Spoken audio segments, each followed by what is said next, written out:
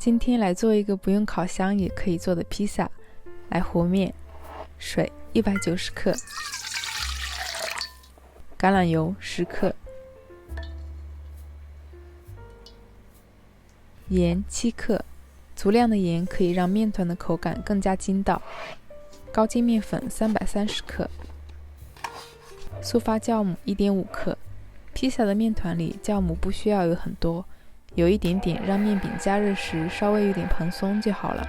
用揉面机中速揉面20分钟，家里没有的话，徒手揉面需要大概半个小时。揉好的面团在拉扯的时候会有一层薄薄的筋膜，用手指捅破筋膜时是这种漂亮的裂口。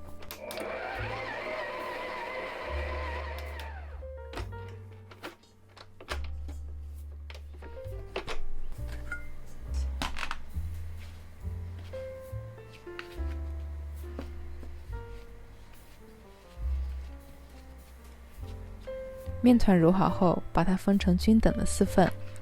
这里我们可以烤4张披萨。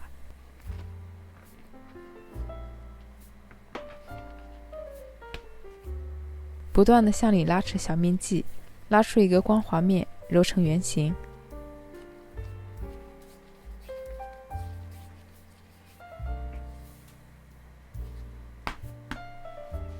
涂上少量的橄榄油，锁住面团中的水分。我们把4个小面剂分别保存，防止粘连在一起。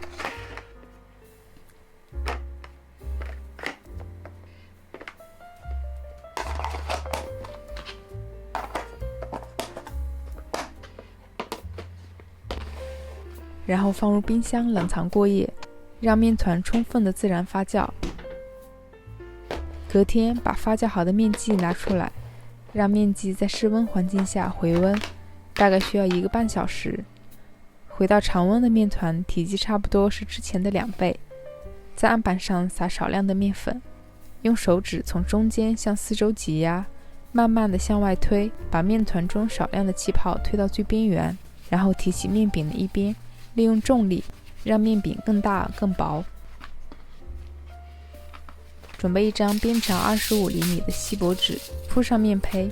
如果你的面胚有点粘手的话，最好在锡箔纸上撒一层薄薄的面粉，防止和面饼粘连。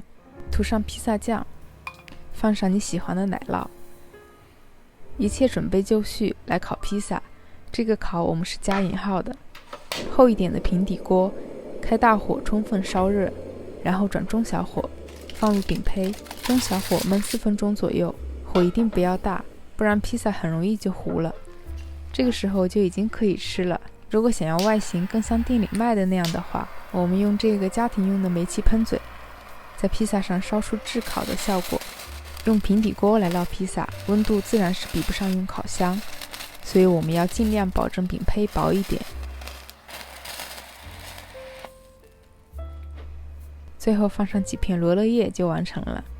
刚出锅的时候口感最好，香糯筋道的口感之外，再加上煤气喷嘴的处理，又有了一点焦香的糊味儿。除此之外，香肠披萨、烤肉披萨、海鲜披萨等等等等，就任由你搭配了。趁着周末的时间，烙几张属于自己的披萨吧。我是晶晶，下次见啦。